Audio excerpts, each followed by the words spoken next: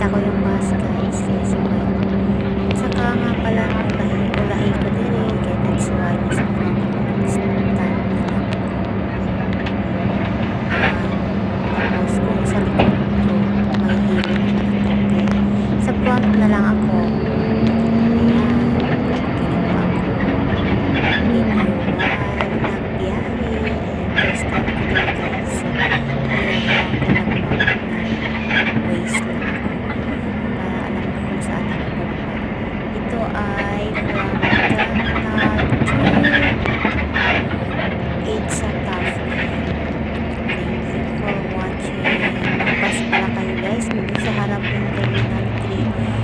Bus doon sa gitna.